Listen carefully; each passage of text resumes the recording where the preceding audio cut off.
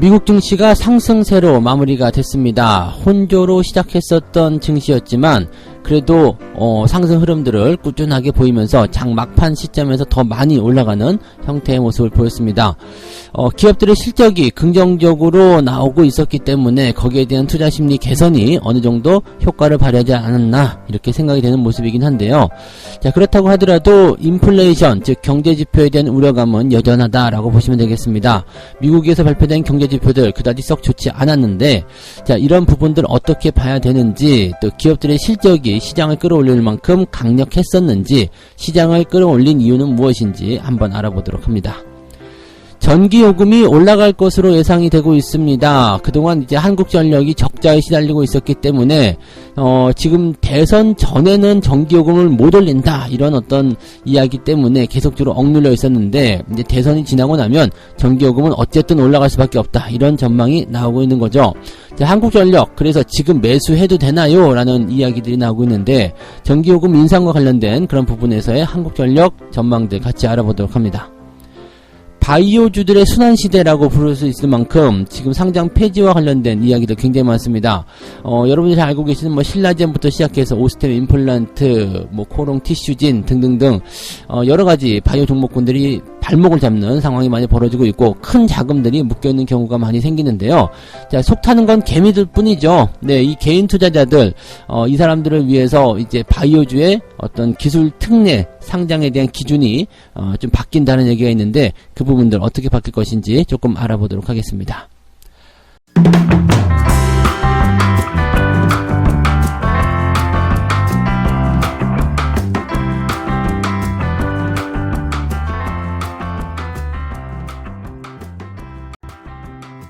네, 반갑습니다. 오늘은 2월 9일 수요일입니다. 자, 미국 증시가 강하게 상승하면서 마무리가 좀 됐습니다. 저는 이런 거 굉장히 좋아해요. 퍼센테이지가 얼만큼 올라갔는지 그런 정도보다도 일단 혼조 양상 또는 마이너스로 시작했었던 증시였지만 장 막판에 확 땡겨서 올려주면서 마무리가 되는 거. 아무래도 이제 오늘은 연준 위원들의 발언도 좀 있을 예정이기도 하고, 그 다음에 내일이죠. 내일 같은 경우는 이제 소비자 물가지표가 발표되는 그런 부분이기도 합니다. 그러니까 이런 것들의 다른 내용들을 살펴보게 되면은 어쨌든 이미 맞은 것들에 대한 내용들이 투자자들의 마음을 그렇게 옥죄거나 좀 부담을 많이 준다거나 그러지는 않았을 것이다 라고 생각해 보시는 부분이거든요. 그래서 미국 증시가 막판에 좀 튀어오른 저 부분에 대한 배경을 조금 알아봐야 될 것 같은데, 자, 일단 다우지수 상황은 플러스 1.06% 올랐네요. 상승 흐름 마무리됐고요. 나스닥도 플러스 1.28% 상승을 보였습니다. 다우지수와 나스닥 둘 다 상승으로 치고 올라가는 모습이기 때문에 괜찮은데 라는 느낌도 좀 가질 수 있겠고요.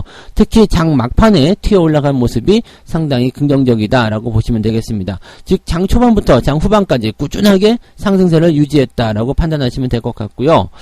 이로써 이제 단기 하락 이후에 단기 급등, 그 다음에 다시 내려가서 지지점 만들고 다시 반등하는 형태, 즉 N자 형태의 눌림목 형태 비슷한 모습을 만들어냈습니다. 그래서 시장에 대한 어떤 추가 상승 가능성 계속적으로 열려있는 상황이 아니겠는가 이렇게 분석들이 되고 있기 때문에 시장이 가지고 있는 재료 또 투자자들이 어떻게 반응하는지 거기에 관심이 쏠리고 있다고 보시면 되겠습니다. 자, 우선은 경제지표들 한번 살펴보도록 하죠. 중요한 경제지표들은 없었어요. 그냥 뭐라 그럴까요? 재료가 없는 속에서 조금 더 도드라졌다 그런 정도로 판단하시면 될 것 같은데, 자, 미국 소기업들의 경기 낙관도를 보여주는 소기업 낙관지수가 97.1이 나타났습니다. 그래서 지난달은 98.9였어요. 그래서 이거보다 나빠졌죠. 경제지표 나쁘게 나왔어요. 그래서 이 부분, 즉 소기업들, 중소기업들이 경기 낙관에 대한 기대치가 그다지 높지 않았다라는 전망을 보여주는 부분이겠죠. 여기다가 무역 적자까지도 807억 달러.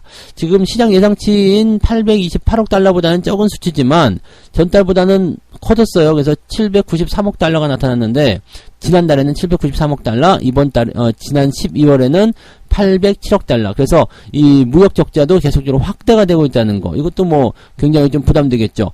2021년 같은 경우는 지금 무역 적자가 2020년 대비해서 27% 늘어나서 8,591억 달러가 나왔답니다. 그래서 미국이 역대 최대 무역 적자를 기록했다. 이런 얘기도 나왔었는데, 이런 부분들이 이제 전체적으로 부담을 가졌다고 보시면 되겠죠. 자, 지금 경제지표도 그냥 뭐, 이게 상당히 중요한 지표였다면은 주가가 더 많이 밀렸을 텐데, 이 지표들이 그다지 좋지 않게 나왔음에도 불구하고 시장이 그냥 무시하고 갈 수 있었던 이유는 시장에 그다지 큰 영향을 줄 만한 경제 지표는 아니었다. 다만 어떤 특별한 재료가 없기 때문에 약간 도드라진 그런 형태였다라고 다시 한번 말씀드릴 수 있겠고요. 자, 뉴욕 증시 전문가들은 1월 물가 지표가 발표될 때까지는 시장이 방향성을 모색할 수밖에 없다. 자, 물가 지표가 이제 이번 주에 가장 큰 빅 이벤트입니다. 그래서 우리나라는 11일, 즉 금요일 날 오후나 돼야지 알 수 있을 것 같긴 한데, 대체적으로 이제 내일 정도에 반영들이 많이 되겠죠. 그래서 그 내용들을 좀 참고하시면 될 것 같고요. 자, 최근 인플레이션의 지표가 고평가됐다고 판단되고 있다. 그래서 이제 주식 시장을 향해서 얼만큼의 이런 뭐라 그럴까요? 이 펀치력을 날릴 것인지, 이게 중요한 부분입니다. 인플레이션에 대한 부분들이 고평가가 되었다라는 이 지수 상황을 더 끌어내릴 것인지, 아니면은 그냥 무시하고 주가를 올리는 영향을 만들 것인지, 거기에 대한 분석이 이제 중요하다는 얘기가 되는 거고요. 또 긴축이 얼마만큼 진행될 것인지, 뭐 그런 것들인데, 사실 이런 재료들은 그다지 뭐 중요하지 않습니다. 뭐 다 알고 있는 내용이잖아요. 가장 빅 이벤트라고 볼 수 있는 물가지표 발표가 있겠지만, 이거는 뭐 지금 높게 나온다 해서 우리가 충격받을 건 없어요. 왜냐하면 다 알고 있기 때문에, 예상하고 있기 때문에. 그런데 만약에 이 물가지표가 생각했던 것보다 조금 둔화돼서 나타났다. 그렇다면 긍정적이겠죠. 이번 달에 발표될 지표가 0.4 정도 예상이 되고 있죠. 0.4 정도. 그 다음에 수치도 한 7.1% 정도 증가했을 것이다. 이 정도 나오고 있어서 역대급의 어떤 물가 상승률을 기록할 것이다 되어 있습니다만, 이게 지난달에 비교하면은 충격이 그다지 크지 않은 상황을 할 수 있거든요. 그래서 오히려 이제 이 소비자 물가 지표가 발표된 이후에 주가 상승이 조금 더 진행될 수도 있는 가능성이 있다. 이렇게 판단하시는 것도 괜찮을 것 같습니다. 네. 자, 그 다음에 국채금리도 한번 봐야 되겠죠. 국채금리는 장중에 최고치가 1.97, 뭐 곧 2% 넘어갈 것이다, 이런 얘기가 나오고 있습니다. 자, 금리가 2%, 야, 이거 이렇게 되면은 지금 현재 상태에서 굉장한 부담입니다. 그런데 이것이 부담이 되기는 하는데, 물가 뭐 인상에 대한 어떤 부분도 당연히 있겠지만은, 거기에 따라서 지금 금리를 3월에 올린다는 얘기가 있잖아요. 기준금리가 올라가게 된다면 국채금리도 같이 따라 올라가는 게 당연한 거거든요. 그래서 미리 뭐 올라가 있는 상태라고 보시면 되는 거죠. 즉 금리 인상에 대한 부분들을 충분히 예상을 하고 있었던 상태였기 때문에 국채금리가 올라가는 것이, 선반영되는 것이 어떻게 보면 당연했었다라고 볼 수 있는 거죠. 그래서 이 3월달에 금리 인상이 어느 정도 될 것을 예상해서 지금 금리가 올라가고 있는 상황, 이 상황이라고 생각하시면 되기 때문에 지금 어쨌든 기준금리가 올라가면 국채금리도 2% 돌파하는 건 당연하고요. 지금은 기준점이 한 1.5에서 1.6 정도 왔다 갔다 하면 괜찮다라는 말씀 드렸었는데, 이 기준도 올라가게 됩니다. 그래서 저점치가 이제 1.75 또는 1.8, 그 정도 수준이 이제 저점치, 적당한 수준이 되는 거가 되는 거죠. 그러니까 그런 수준으로 이제 생각해 보게 된다면, 현재 지금 뭐 2%를 넘어가는 거, 그냥 뭐 지금하고 그다지 다른 점이 없다라고 보시면 되겠습니다. 다만 이렇게 2%가 넘는 금리가 나타나게 됐을 경우에는 주가가 하락 압력을 받을 수도 있다라고 얘기가 나오는데, 금리 인상에 따른 투자자들의 심리 위축, 이런 것들이 나올 수 있고, 뭐 기본적으로 이제 교과서적인 얘기를 해드리게 되면, 금리가 올라가게 됐을 경우에는 주식시장을 대체하는 또 다른 투자처가 생긴다라는 부분이 되는 거죠. 변동성이 있는 시장에서 3%, 4% 수익을 내는 것보다 변동성이 없는, 원금이 확정된 시장에서 2%의 금리를 받아먹는 채권 투자가 나올 수도 있다. 실제 뭐 이런 식으로 얘기가 나올 수 있는 거죠. 자금이 얼마 없다라면 상관없겠습니다만, 자금이 만약에 뭐 1조 원이다 이렇게 되면은 1%, 2%가 이게 적은 돈이 아니란 말이죠. 그러니까 그런 쪽으로 생각해 보는 부분들이 생긴다, 이런 상황을 가져가시면 되겠습니다. 기업들 실적 같은 경우도 보시면 긍정적으로 나오고 있다고 합니다.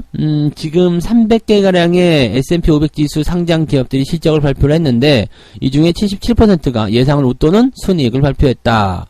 75%는 예상치를 웃도는 매출도 발표했다. 이런 얘기가 나왔습니다. 그래서 뭐 지금 기업들 실적은 계속 좋아지고 있다. 이게 중요할 것 같아요. 뭐 지금은 어쨌든 실적 장세로 가고 있는 상황이기 때문에 유동성 끝났다. 뭐 그래서 실적이 좋아지는 기업들에게 주목이 되는 그런 상황들이 만들어지고 있고요.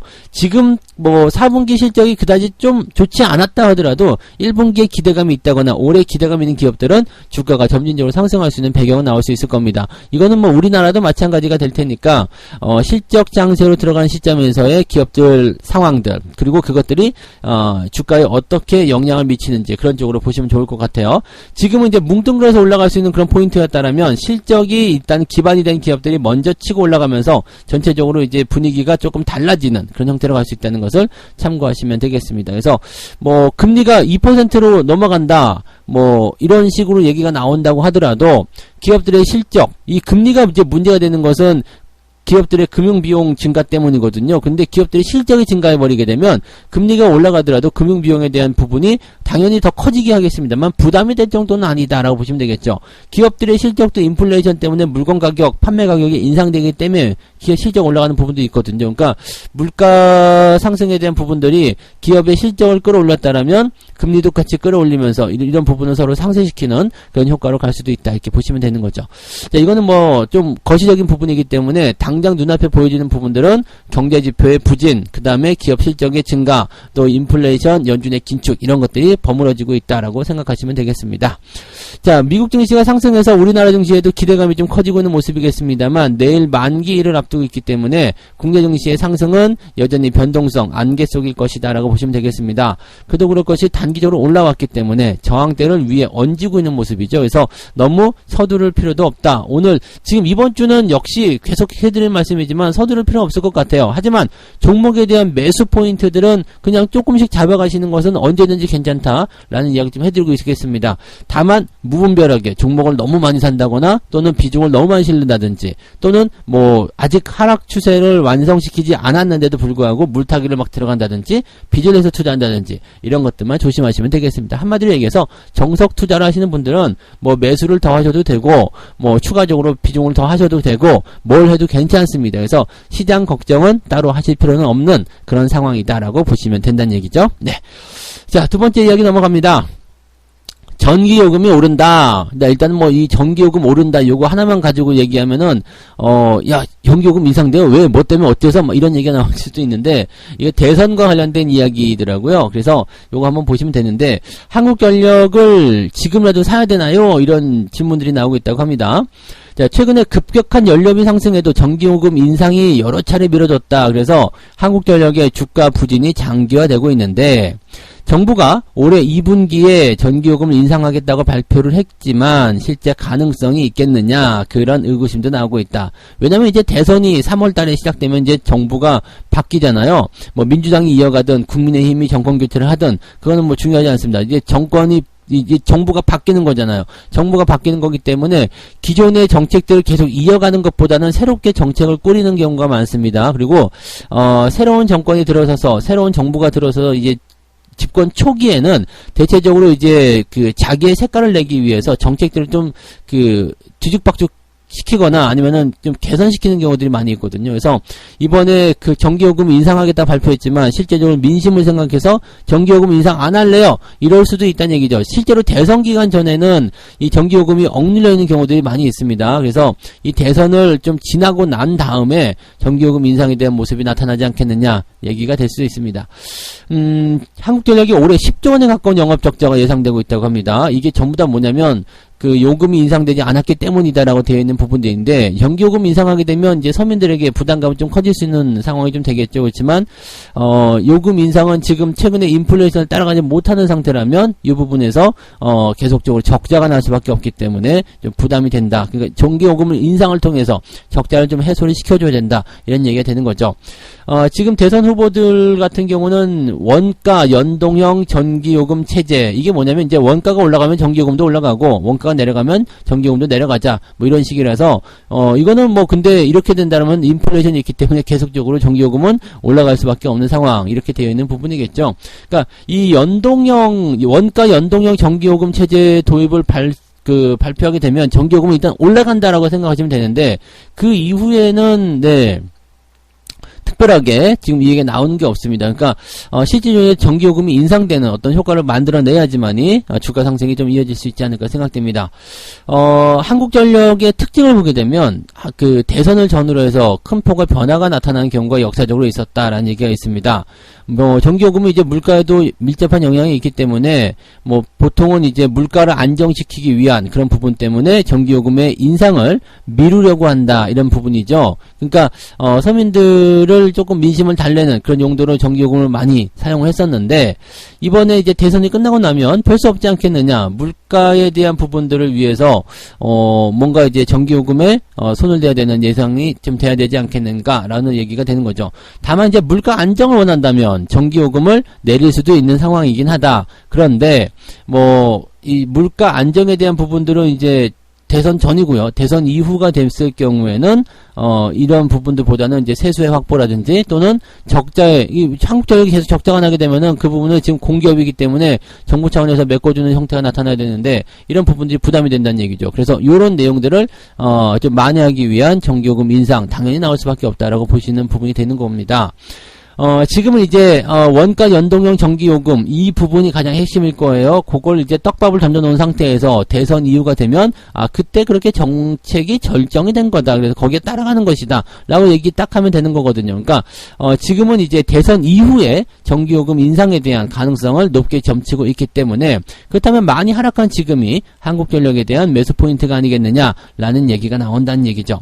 자, 그런데, 뭐 지금 한국전력 같은 경우는 이제 추세를 전환시키는 포인트가 나타났기 때문에 뭐 작년 하반기부터는 이제 전체적으로 뭐 관심을 좀 가져도 되는 그런 시기가 되었다고 볼 수는 있겠습니다. 근데 모든 종목들이 이제 추세를 전환시킨다 해서 바로 올라가는 건 아니거든요. 그러니까 아직은 한국전력 같은 경우는 시간이 좀 있을 거예요. 어느 정도 이제 옆으로 좀 누워진다거나 그런 모습들, 또 추세가 바뀌는 형태들, 그런 모습 다 확인하고 들어가셔야 되는 거고, 무엇보다도 시장이 올라가야지 주가 상승이 좀 진행될 수 있는 상황이 높아질 것이다 보시는 것도 맞습니다. 그래서 서두르실 필요는 없어요. 그러니까 매수를 하셔도 상관은 없습니다. 근데 많이 들어가시면 지금은 곤란해요. 왜냐면 시장이 전체적으로 압박을 받고 있어서 눌리고 있는 상태이기 때문에 지금 매수를 많이 들어가게 되면 부담이 될 수밖에 없거든요. 그렇기 때문에 소량 찔러 놓는 거죠. 바닥인가? 라고 생각하고 찔러 놓는 거예요. 그 다음에 진짜 바닥처럼 움직인다 그러면 거기서부터 물량을 더 확보해 나가시면 된다는 얘기죠. 물량을 내가 가지고 있는 것과 없는 것은 차이가 좀 있거든요. 그래서 조금이라도 가지고 있는 것은 나쁘지 않다. 없다면 조금 찔러보는 거 뭐 나쁘지 않다고 생각합니다. 괜찮다고 생각하는 부분이기 때문에 그런 내용들. 어쨌든 전기요금 인상되면 적자폭 줄어든다. 이런 것들은 다 긍정적인 효과가 되는 거고, 뉴스 상황에서도 전기요금 인상한다 라고 얘기가 나와버리게 되면 한국전력의 주가는 상승할 수밖에 없겠죠. 미리 대비할 필요는 있겠다라고 말씀을 드릴 수 있겠습니다. 관건은 타이밍이다. 그 부분 기억하시면 되겠네요. 네. 자, 세 번째 이야기 합니다. 바이오 종목군들 요즘에 순환시대, 힘들어요. 막 그냥 개인 투자자들 막 열받아 하는 모습도 많이 있고 막 그런 모습인데, 자, 그래서 거래소에서는 상장 심사에 칼을 댈 것이다. 이제 뭐 정책적으로 좀 뭔가 조치를 취하겠다, 이런 얘기가 되겠죠. 바이오 상장사들에 대한 신뢰도가 엄청나게 추락하고 있다. 최근에 이제 뭐 기술 특례 해가지고 상장시켜 놓고 나서 이 투명하지 못한 경영성 때문에 이 상장 폐지가 되는 사례가 계속 나타나게 되니까 뭐 이제 여기에 대해서 뭔가 투자자를 보호해야 된다라는 얘기가 나오고 있는 거죠. 지금 보면 이제 코롱 티슈진의 인보사 사태 관련한 상장 폐지 심의를 속개하기로 했다.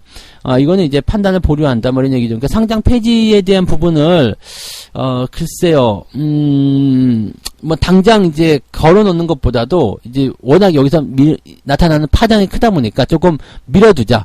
그래서 뭐 개선 기간을 명령한다든지 등등등 이런 것들이 되는 거겠죠.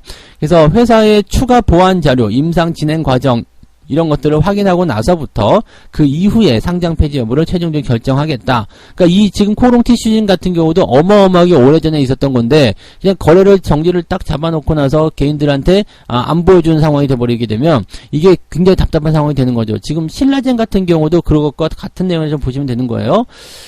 신라젠도 지금 이렇게 그 상장 폐지에 대한 결정이 났지만 여기서 다시 이제 그 시장에서 지금 개선 기간을 명령할 수가 있거든요. 그래서 야, 내가 상장 폐지 결정이 났지만 니들 지금 워낙 상황이 심각하고 투자자들 입장에서는 이게 힘든 상황이기 때문에 너희들이 1년 동안에 얼마만큼 개선의 의지를 보여줄 수 있는지 그 개선안을 내놔라. 그래서 그 부분이 이행되는지 1년 동안 지켜보고 그다음에 너희들 상장 폐지를 풀어줄 수도 있다. 이런 식으로 나올 수가 있는 거거든요. 그러니까 이렇게 개선 기간에 대한 어떤 명령 이런 부분들이 들어가게 된다라면은 내년까지도 이제 개선 기간이 되면서 거래 정지가 계속 이어지는 상황이 이어질 수 있다. 근데 지금 상장 폐지에 대한 부분 때문에 개선 기간 명령을 부여받는 거 이거 지금 신라젠이 지금까지 계속 개선 기간이었을 건데 거래 정지가 계속 진행됐었잖아요. 이것도 상당히 길었는데 여기다가 개선 기간 1년까지 더한다 그러면 미쳐버리는 거죠. 자금이 묶여버리잖아. 이거는 뭐다 팔 수 있는 것도 아니고 그렇다고 뭘 할 수 있는 부분이 아니기 때문에 이게 개인 투자 입장에 굉장히 열받는 부분들이죠. 장이 내려갈 때 상관없는데 장이 막 올라가는 상황이었다라고 한다라면 더없이 힘든 구간이 좀 되는 겁니다. 그래서 안 그래도 이제 또 이제 상장 폐지에 대한 압박도 있는데 자금이 묶여가지고 뭔가를 할 수 없는 상태. 여기에 만약에 내가 뭐 전세 자금 같은 거 집어넣었다. 아니면 꼭 써야 되는 돈 집어넣었다. 그러면 그거 그냥 묶여있는 거잖아요. 근데 이게 없어질지도 모르고, 잘 될지도 모르는 상태로 계속 진행된다. 이게 얼마나 그냥 사람을 갖고 가시방석에서 잠을 잔 게 되겠습니까? 그래서, 이런 것들이 나오면 안 된다는 얘기가 되는 거죠. 그 다음에 이제 오셈 임플란트 같은 경우도 역대급 규모 횡령. 이게 지금 전부 다 경영과 관련된 부분이거든요. 그러니까 이런 내용들은, 네, 어느 정도는 조금, 네, 개선이 좀 필요하다라는 얘기가 되는 거죠. 아예 처음에 상장할 때부터 이런 것들을 꼼꼼히 좀 살펴보자. 이런 식으로 되는 거죠. 그래서 지금 기술 특례 상장이 바이오 종목들이 굉장히 많잖아요. 이 기술 특례 상장, 이 기업들은 뭐 적자가 나더라도 상장 폐지가 없고 막 그런 것들이 있는데 이 제도를 개선해야 되겠다. 그래서 외부 기관을 통한 기술 평가를 정교화하고 고도화할 방침이다 라고 얘기되어 있습니다. 외부 기관이 들어와서 뭐 기준을 조금 더 세운다. 뭐 당장은 뭐 눈 가리고 아웅이 아닐까 싶긴 한데 어쨌든 이렇게 된다라면 그래도 상장하는 기업들에게 조금은 더 낫지 않을까 생각되긴 합니다. 근데 바이오 종목의 특징상 이게 지금 당장은 이게 없어요. 나 이게 신약을 발표할 거야. 난 신약에 대한 어떤 임상을 준비하고 있어요. 그래서 이걸 가지고서 지금 미래 가치를 평가받아서 상장을 시키는 건 거고 또 거기에 대한 뉴스가 굉장히 자극적이잖아요. 이 신약이고 뭐 전 세계적으로 이만큼의 시장을 가지고 있고 등등등. 그래서 개인 투자자들이 거기에서 이제 주식을 매수해서 들어오는 상황이 생기는 건데 이 부분들이 사실은 뭐 기술평가를 정교화하고 고도화시킨다 해서 이거 뭐 미래 지금 약 진행 중인데요. 뭐 이미 다 자료를 보여주는 부분인데요. 근데 중요한 건 뭐예요? 그 부분이 진행이 되면서 어떻게 될지 모르는 상황이기도 하고 또 당장 매출이 나오는 게 아니기 때문에 이 회사 상장을 통해서 자금을 끌어다가 쓰는 부분이라서 회사는 적자밖에 날 수가 없어요. 그러니까 이런 바이오 기업들 같은 경우는 일단은 뭔가 확실한 제도적인 조치가 필요할 것 같긴 한데 제가 뭐라고 딱히 말씀드리기 좀 어려울 것 같긴 하고 뭔가 좀 그래도 좀 타이트한 그런 어떤 기준을 좀 정해서 개인 투자자를 좀 보호할 수 있는 그런 상황이 좀 됐으면 좋겠습니다. 가급적이면 이제 바이오 종목군들 그냥 이슈 뉴스 뭐 멀리 내다보고 매매하는 그런 전략들보다는 지금 이 제약 바이오 쪽에서도 실질적으로 실체가 있어서 어느 정도 회사가 영위가 되는 그런 회사들은 그다지 큰 문제는 없거든요. 뭐 상장 폐지 이런 거 나오기 어렵습니다. 진짜 뭐 이런 횡령이나 뭐 이런 이상한 거 나오지 않는 이상은 그럴 리는 없거든요. 그래서 그런 쪽으로 일단 투자하시는 것이 조금 더 안정적이지 않나 싶긴 한데 바이오 종목도 우리나라 사람들이 너무나 좋아하기 때문에 네 아무래도 그쪽에서 더 문제가 많이 발생하는 것이 아닌가 싶기도 합니다. 아무튼 그런 얘기들 참고하시면 좋을 것 같습니다. 자 이렇게 해서 오늘 세 가지 이야기 전달해 드렸는데요. 인플레이션 우려감 또 경제지표가 부진했음에도 불구하고 주가는 상승했습니다. 기업들 실적이 어느 정도는 도움이 주었다라고 보시면 될 것 같고 이제는 어쨌든 실적 장세를 들어가고 있기 때문에 그동안 계속적으로 알고 있었던 우리가 예상하고 있었던 경제지표에 대한 내용보다는 기업들 실적의 기대감을 조금 더 모으고 있는 느낌들이 있다라고 보시면 되겠습니다. 국내 증시도 뭐 만기를 앞두고 있기 때문에 큰 폭의 상승은 아니겠습니다만 어느 정도 긍정적인 효과는 이어갈 수 있을 것이다 예상해 볼 수 있겠고요. 자, 그 다음에 전기요금이 올라갈 것이다. 뭐, 원가 연동형 요금제, 이건 뭐 이미 발표된 내용이긴 하겠습니다만, 대선 전이기 때문에 계속 압박감을 가지고 있었지만, 곧 대선이 지나가고 나면 이 부분들이 다시 수면 위에 올라서, 전기요금이 인상이 될 것이다. 그래서 한국전력이 오르지 못한 지금 사놓는 것이 어떻겠는가, 이런 얘기가 나온 건데, 뭐 나쁘지 않은 전략인 것 같습니다. 원래 주가는 오르기 전에 사는 게 맞는 거거든요. 근데, 이 한국전력이라는 종목의 특성상 좀 느린 것도 있고요. 그 다음에 타이밍이 제대로 잡혔는지 그 부분들 확인하고 진행하셔야 되는 거죠. 그래서 그런 것들 다 무시하고 대응할 거라면 조금만 찔러보는 정도, 그런 것들이 정확한 전략이다라고 생각하시면 되겠습니다. 자, 바이오주들의 순환시대 때문에 개미들이 속이 타고 있다, 이런 얘기가 있는데, 이거 뭐, 사실적으로는 뭐 어쩔 수 없는 부분이라고 생각합니다. 이 기술 특례에 대한 부분들의 어떤 제도를 보완시키겠다라고 얘기가 나왔습니다만, 이런 내용들이 상당한 부담감으로, 일단은 투자자들에게 일단 뭐 매수함과 동시에 이제 나타난 부분이거든요. 그냥 단순하게 미래가치예요. 근데 임상시험 같은 경우에 뭐 1년, 2년 사이에 끝나는 것도 아니고 상당히 오랜 기간 진행되는 거라서 기업들이 이제 적자에 시달리고 있는 부분에다가 또 사실 이제 가면서 또 임상 결과가 나쁘다거나 엎어진다거나 이렇게 되면은 또 주가 변동성이 커질 수가 있는 거죠. 그러니까 바이오주들을 매매하시더라도 어느 정도 실체가 있어서 회사 영위가 될 수 있는 그런 기업들 위주의 대응을 하시면 좀 낫지 않을까 생각되고요. 이 거래소 쪽에서도 기술 특례 그냥 무조건 미래 가치만 보고 하는 것이 아니라 조금 더 엄격화된 그런 정책적인 기준을 도입하시는 것이 더 유리하지 않을까라고 생각됩니다. 그래서 그런 부분들을 참고하시면 좋겠습니다. 자, 책 한 꼭지 읽고 마무리합니다. 투자 성과는 회사의 수익이나 자산의 내재 가치 변동에 달려있다. 그런데 주가 형성은 본질적으로 모순되고 있다. 실적 전망이 좋을수록 내재 가치보다 비싸게 주가가 형성되고 나쁠수록 주가는 더 떨어지게 되어 있다. 자, 이게 무슨 얘기냐면요. 네, 뭐 들으신 그대로입니다. 네, 실적 가치가 좋게 얘기가 나오면은 일단 그런 것들이 선 반영이 된다는 얘기에서 주가가 미리 상승하는 경향들이 있다. 아, 이번에 실적 좋대. 이번에 장사 잘 될 거래. 그러면서 주가가 먼저 선 반영되죠. 경제지표, 경제 상황과 대비해서 주가가 먼저 선사이클을 한 6개월 정도 가지고 가는 것처럼 대체적으로 이제 기업들의 실적을 주가에 반영시키는 것도 그렇습니다. 그래서 실적 전망이 좋아서 주가가 올라가는 것 당연한 얘기인데 이것이 이제 과도하게 올라갔을 경우에는 고평가가 되는 거고 또 내려가는 것도 마찬가지죠. 과도하게 내려가게 된다라면 주가가 저평가가 되는 거죠. 그래서 기업이 좋아지거나 나빠지기 전에 미리 주가가 반영되어 있다라는 것을 우리가 탐구하고 투자를 하시면 조금 더 도움이 되실 것 같다 생각이 드네요. 네. 자, 오늘 여기까지 이야기 해드리고요. 저는 장중시황에서 다시 오도록 하겠습니다. 오늘 여러분들 성공투자 계속 이어가세요. 화이팅입니다. 고맙습니다.